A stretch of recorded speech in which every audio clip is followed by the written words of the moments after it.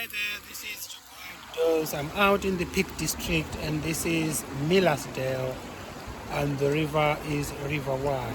I'm out camping into the new year, so I finished 2023 in my tent and start 2024 in my tent. A happy new year. Hello, this is Jobo Outdoors and welcome to the channel. Today I'm going to talk about tips for choosing a shelter for a through hike. Tip number one, what type of shelter? There are various types of shelter. The most common ones are the bivvy, a tent, or a tarp. I'm not aware of anyone who has gone through hiking using any other form of shelter. So, how do you decide what type of shelter? There are what we call your goals. Exactly what do you want to achieve? Is it for fun? Do you want to be in the outdoors? Do you want to see the stars? You can decide to go for a tent for better protection against the elements. You can go for a bivvy if you are more adventurous. But be aware that a bivvy on itself may not protect you against the elements. You may need to get a tarp on top of it. What I've got behind me here is a tent. This is the most common type of shelter that you find on through hike campsites. How do you come up with the right type of tent?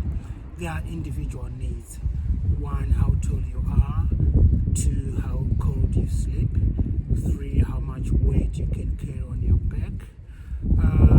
And sometimes just how much luxury do you want in the tent. Many types of tents. You find the single skin shelter or the two skin tent. Okay, in a two skin tent you have the mesh lining and then you put a fly sheet on top of it, which is waterproof. Now if you're on a through hike, this process can take time.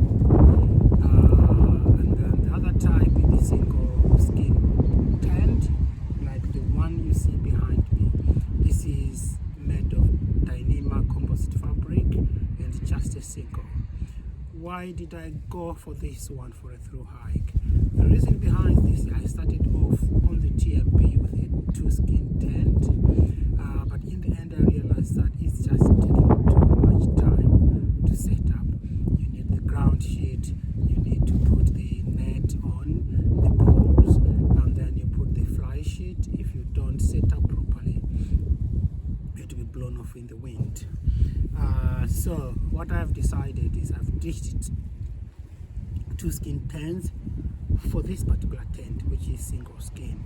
Why did I do that? What I've decided to do is if I go for a single skin tent and then I use the tent throughout the whole year and upgrade my sleep system, then I should be okay. One, it is Ultralight. This particular one is sold with the poles at 852 grams, which is very light by any standard. If you look at most two skin tents, they're more than 1.5 kgs in budget of cases, and you add on the fly sheet, you add on accessories, it comes up to sometimes more than 2 kg. For this particular one, if I add on the stakes and a hammer that I move around with a plastic hammer, everything else comes up to 1,200 grams. Hello, the next thing I'm going to talk about is condensation.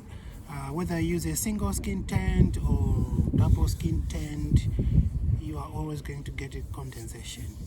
The difference is on a two skin tent, the condensation sometimes is not as bad, or I believe it's because you are not in close contact with the condensation. There is a barrier, which is the mesh. So if you turn and toss around at night, you are not going to be in contact with the wet. But even though if you push against the net and the net goes against the fly sheet, you will still get wet. That's what I think the difference is. Now, on a through hike, normally what matters is moving fast, how ultralight your gear is. I use the 2 skin tent on the TMB or the Tote Mont Blanc, and I regretted it. One, the total weight was anything around 2 kgs.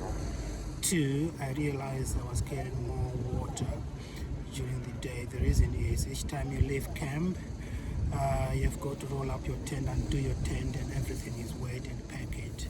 That is an additional weight you're carrying during the day. I also realized that I was taking longer to dry the tent if I have to in between the campsites. So I switched from a double skin tent to a single skin tent. This one is a Zipex Free Duo. What I've noticed is if you're on a through hike or multi-day hike, before you undo your tent, you can always make sure the inside of the tent is dry before you roll it up, and you are left with outside only. You just shake it up to get the excess water off, and then you go. If I use a 2 skin tent, I haven't got the opportunity to dry the inside of the fly sheet before I undo the tent. So I need to undo the tent first, and then in the majority of cases it's so difficult, it's so much work, because the thing you have got to do there, it's just too much. Untying, from the metal frames and so on, and getting the fly sheet, cleaning the inside and outside. Whereas the guy who has used a single skin tent has already made sure they've cleaned or wiped dry the inside of the tent. So the next thing I want to talk about is the sleep system. It's not possible to talk about the shelter alone without mentioning the sleep system. The reason for that is if you are using an ultralight shelter like the one I'm using here, you probably need a more robust sleep system that will protect you against the elements.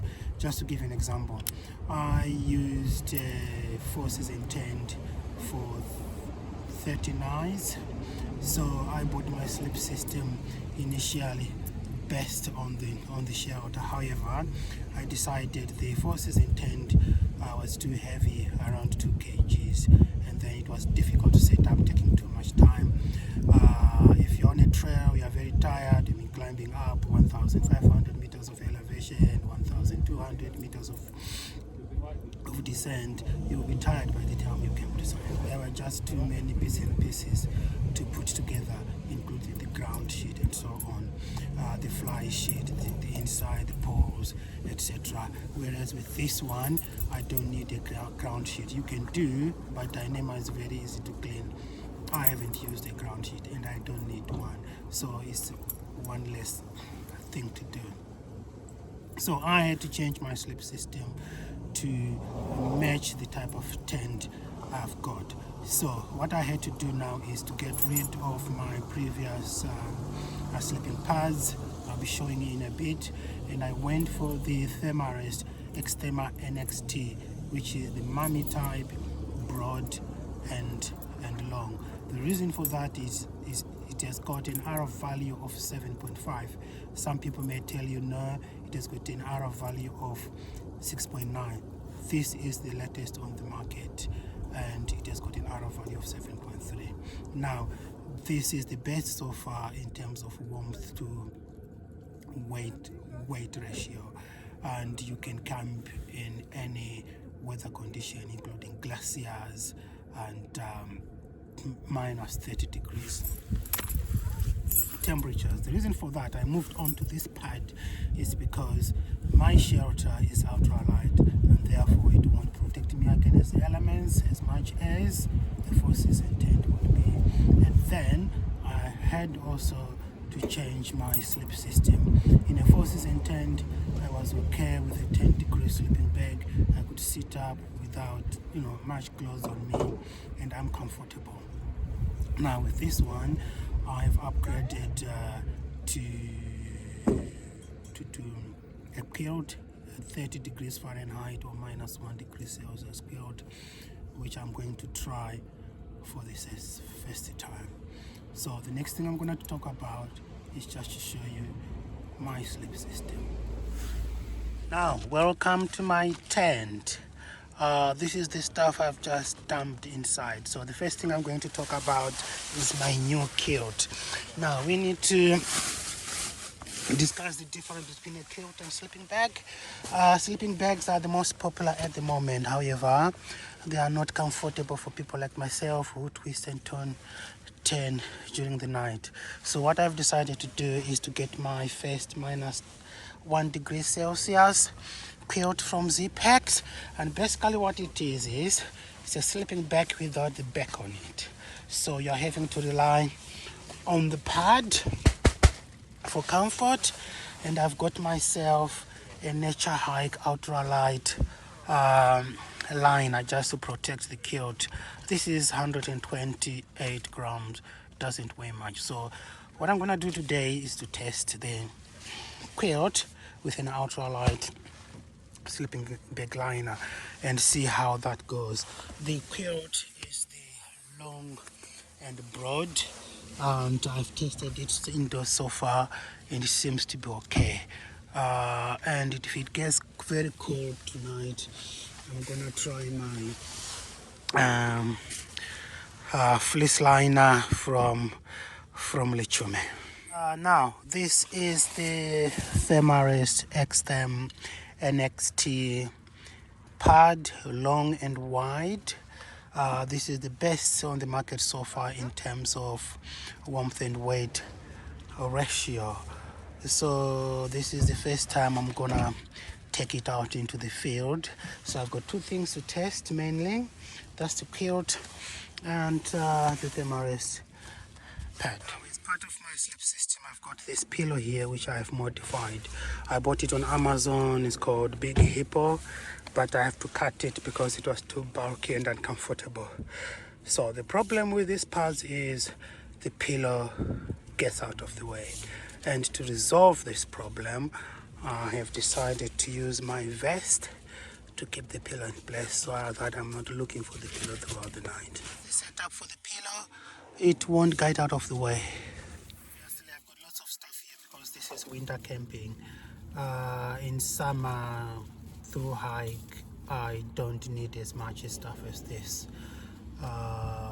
So what I've done for today is for emergencies, if I get too cold, because temperatures are going to be as low as 2 degrees or even 0 with wind chill, so it's going to be very cold, and I haven't tested this quilt of mine yet, so I have put on standby this jacket here. This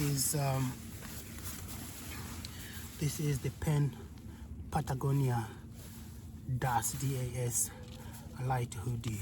DAS stands for dead airspace. It's very warm and will on standby. So in terms of the sleep system, I've said the other value of the insulation of your pad, that is very important.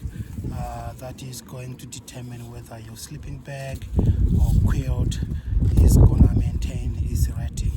By the way, quilt and sleeping bags, they are rated. There was what they call the temperature rating for which the sleeping bag or quilt is made. If they say it's -10 degrees Celsius, that's the comfort level, and then they will tell you a limit between certain temperatures that particular sleeping bag or quilt is comfortable to use in the field. I am 5'8", and in terms of the sizing, I go for the biggest on the market. On the market, you get the regular or standard, you get the standard wide, and you get the long and wide. Usually that same thing, the same classification applies to the sleeping bags, the pad, sleeping pad itself, and the quilt. So I tend to go for large and wide. The reason for that is it makes me comfortable, so I don't feel like I'm rolling off the pad. I'm getting some drought in when I'm sleeping, or I'm getting too restricted. And then I did talk about the sleeping bag liner. Now, to add some warmth to your sleeping bag, you can put in a liner or just to protect it. However, for me it becomes very uncomfortable if I use the fleece liner I got so constricted in a sleeping bag. It's better off in a kilt.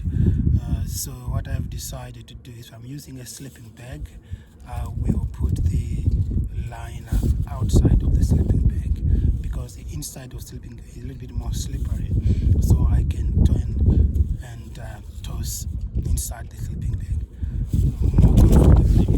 That takes me to the end of this presentation. If you like the presentation, please subscribe. Just a word of advice. Temperatures are going down now below 4 degrees, 3 degrees, and I'm still in the open. This is not advisable. As soon as you set up your shelter, you need to get inside, or probably if you are warmed up already. If you are very cold, you can walk around, run, and so on. Eat something to generate a little bit more energy, and you get into your tent. As it is now, I'm really getting very cold. I'm going to get a walk. I'm going for a walk to the shop, come back, and then settle inside my tent. A happy new year, guys.